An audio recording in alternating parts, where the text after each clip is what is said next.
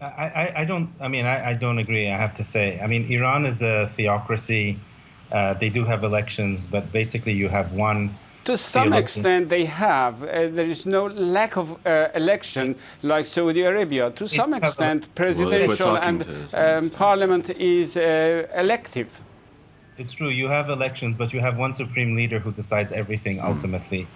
And most of the Iranian people are not supporters of the regime. And despite that, he still rules.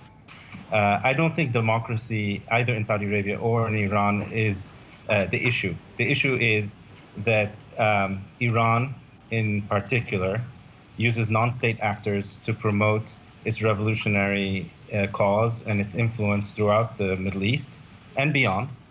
And Saudi Arabia is trying to stop that from happening. And Saudi Arabia does not use non-state actors, unlike Iran. But it does So carpet bomb Yemen, so it amounts to the same thing, doesn't it? no, there's a fundamental And difference. Iran does not bomb any country. I think many So Syrians would Bernard beg to Hakel, differ what's with the that, what's the with that fundamental statement. difference? But there's a fundamental difference between using your own military and using non-state actors to project your influence and your interests. Iran uses non-state actors, by which I mean terrorists.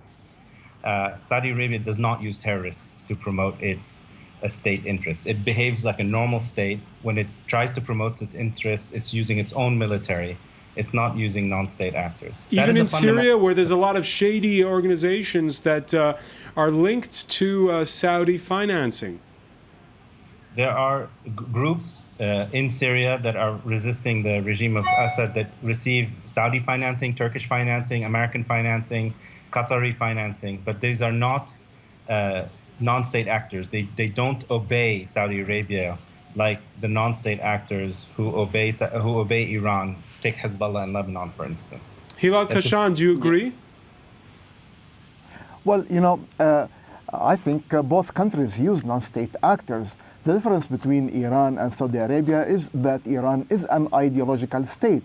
Therefore, the non-state actors is supposed to comply fully with its political ideology, whereas Saudi Arabia does not have a state ideology, and the groups it supports do not perform as well and don't show the same level of discipline as Iranian-supported groups. I know in Lebanon, for example, Saudi Arabia tried to co-opt and use non-state actors, but it did not work out. This happened in 2008 when Hezbollah stormed West Beirut, and in few hours it dismantled the Saudi-supported militiamen.